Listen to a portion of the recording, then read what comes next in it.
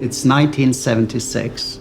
Here we see a school bus where 26 children were on board in this bus. They were hijacked and taken away for 27 hours. 16 of these hours, they were buried underground. There was a child psychiatrist, Leonard Terra. She followed them for over a year, talking with the children, interviewing them. They'd been buried for 16 hours. They thought they were going to die.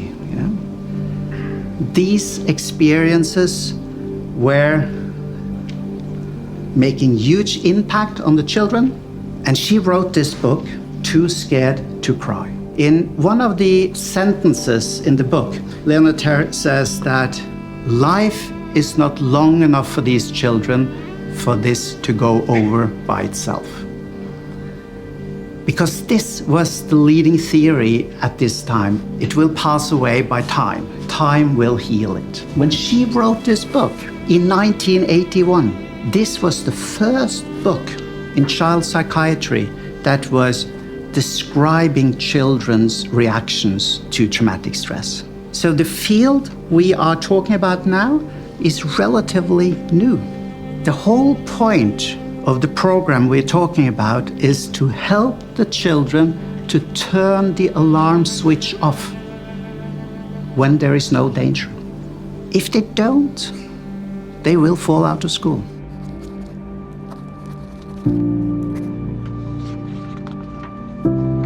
My name is Jon-Håkon Schultz. I work here at the university as a professor in educational psychology. When I really started working with children being affected by war, the reason for that was actually that Norwegian Refugee Council invited me to northern Uganda. This was in late 2006. This followed a long period, I think it was 22 years of civil war, and it was a brutal war, rapes, killings, mutilation, and thousands of children at that time was abducted and turned into child soldiers. The children said that we don't sleep because the children were sleeping at school. And the reason for that turned out was that was the only place that they actually felt safe enough to sleep. I went back to Norway and we put together a program to try to fight the nightmares. So when you have the nightmare and wake up, you are reliving one of the worst experiences you had. This is for 1,093, I believe, children. And this is so fascinating, you know? You're starting up here with 5 nightmares per week, in average. And for the majority of them, you see, they steadily decrease over the 8 weeks that the intervention lasts. And now they're down at somehow 1 or 2 nightmares, but 60–70% gets it all the way down to 0. It's not that dangerous to talk about a nightmare during daytime. And that's what we do. We create a safe setting where you can talk about the terrible thing. You can't change what happened. She was witnessing beheadings, and that can't be changed. But what we can change is her nightmare.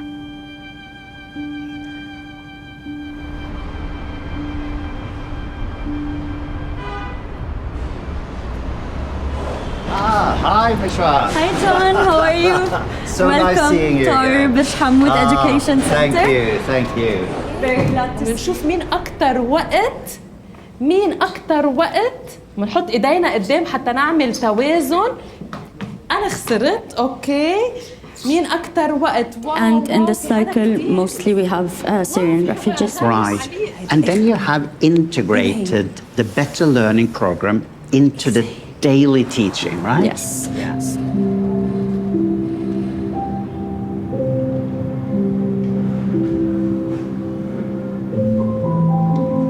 أوكي يلا تعال شوي على صوت واطي على صوت عالي يلا أميرة يلا أميرة أنا هلأ مريحة ومكان آمن. So 1 2 3 صباح الخير أهلا يا أصحابي سوا رح نبدأ يوم جديد رح نلعب ونغني ونتعلم أشياء حلوة منحب مدرستنا كتير كتير. I think it's very interesting to come here and see how the program is slightly changed from country to country. Because some of these children have never been to school. And they have severe stress. They might be traumatized. Some of them are traumatized. And they're living with traumatized parents. Day-to-day triggers are frequent. It could be sound, something you see, or a thought you get. But more severe than that is, of course, new traumatic events. There was an earthquake not long ago, and of course, the Beirut port blast. Welcome. So nice seeing you. Yes, it's great to see you too. Nice, a long time. Yes, Yeah. it's a joy to see you again. Likewise. Well, I'm sorry to meet right here, but Yes. it's a symbolic place as well. Yes, but it's very important also to remember, not to forget, the horrors that this event caused. Just being here gives you some sense of the massive impact of it. Yes. Explosion. Yes. All the living and the dead victims of the explosion, some of them are still suffering until today with their traumas and houses that got demolished because the impact of this explosion was really much further than its place. The damage was felt very far away from this exact point. Beirut and the whole of Lebanon, really. But but I'm also thinking about the Syrian refugees who have experienced trauma in Syria and coming here and get this additional trauma. Yes, seeking refuge and seeking more peace and security. On top, yes, it was the explosion that was really very devastating for all. But now we are going, right, to meet survivors. Yes. And to see how they experienced it. Yes. Okay, now we're going to see Suad. She was 12 years old when she came to us, to our centers for the emergency response after the Beirut blast. She followed all of the emergency response cycle for the 4 weeks. Then she was suffering from recurrent nightmares. So she benefited from 4 individual sessions, so she could learn how to manage better nightmares. Wow, I'm looking forward to meet her, to see the long-term effect. مرحبا كيفك مدام؟ شكرا لاستقبالكم. هاي سعاد. جان. مرحبا. شكرا. Welcome in.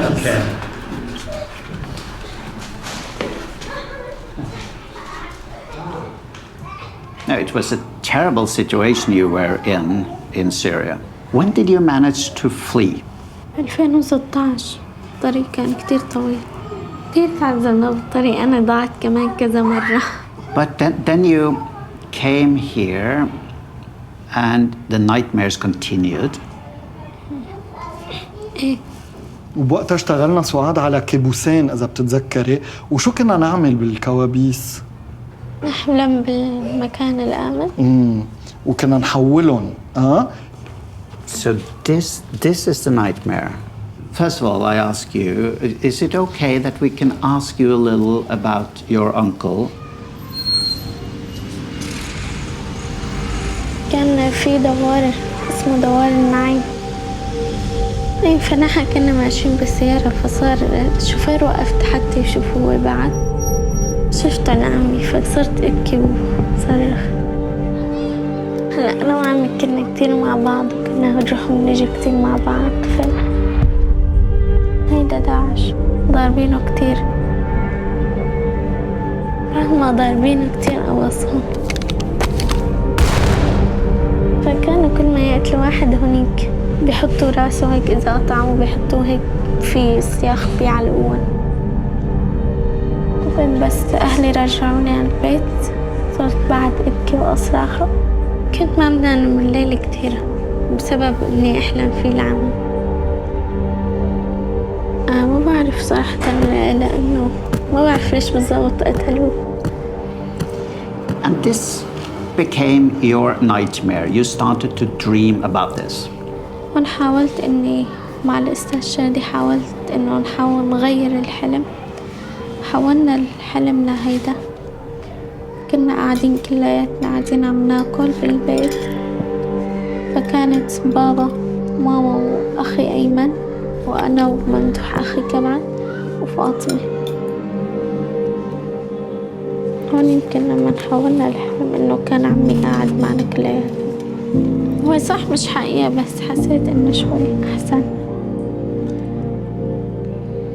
I can see you are very happy here. It's a good atmosphere. And I'm fascinated how the two of you managed to work together to transform one of the most terrible experiences you had into a regular thing.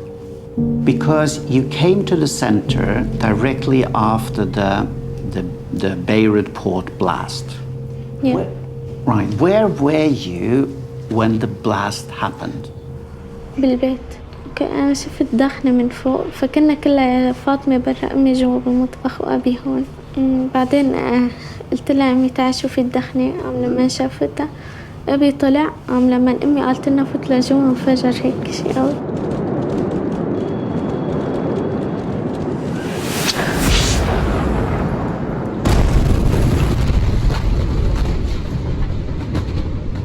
لما انفجر احنا كنا هون فصرنا هون كلياتنا. فكرت انه اجت طيارة ضربت. كانت مخيفة. كان بيقولوا انه رح يرجع يصير انفجار كمان فلهيك كنا نخاف. Did you sleep anything? مش كتير. When did your nightmare start? هلا قبله وبعده أنا. Because you had nightmares before this. How often did you have nightmares? مش كتير بس انه بالاسبوع بحلم مرتين. Did you get more nightmares after the port blast? هيك شيء. I would just like to ask you, do you have nightmares now? مش كتير. Okay, not a lot, but you have some nightmares. When was the last time? ما بتذكر امتى. من هداك الاسبوع بظن. Last week you had one, yeah. بحب أقول لأولادي اللي مثلي إنه بيحلموا بأشياء بشعة ولازم إنه يغيروا حلمهم من شيء بشع لشيء حلو. بظن إنه رح يتغير كل أفكاركم لشيء حلو. رح تنسوا شوي مع الأيام كل شيء صار معكم بشع وبعمركم ما تقرروا إنه ما تحققوا حلمكم بأسباب معينة انتو.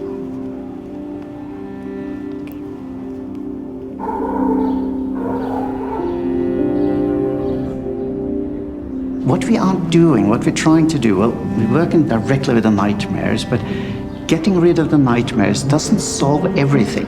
But what we manage to do by getting rid of the nightmare is to reveal your coping strategies, to empower you to work on other things in your life. And that is, I think, what we saw going home to the girl, that there's so much other things, challenges going on in her life. Being a refugee living here, there are reminders of the war everywhere, right?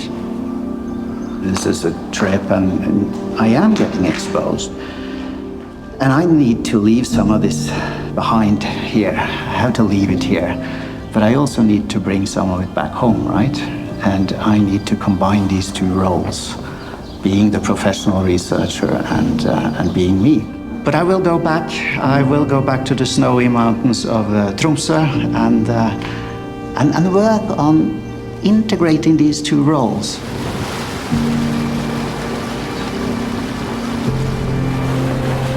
I think this place means more and more to me. Coming out in the wilderness, being a part of nature, It feels good. And it's a definite contrast to being in a war zone, working with children affected by war.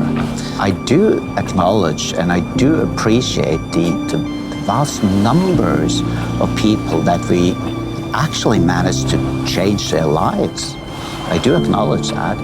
And that is the driving force for all of us working with the Better Learning Program. That is why we're working with it.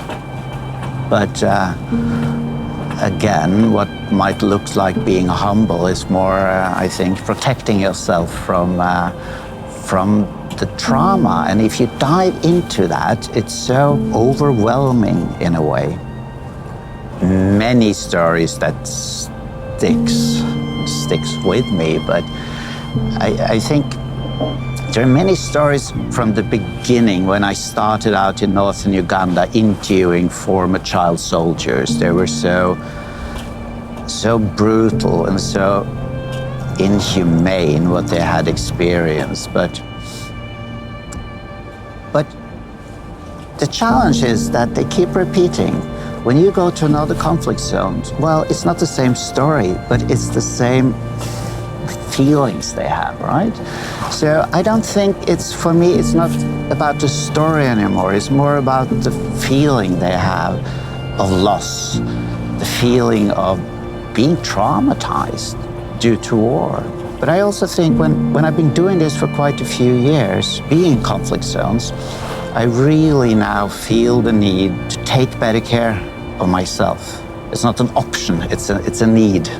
And of course, there are many particular instances that I wished I didn't see and hear about, but you have to deal with it, and I'm not afraid of it.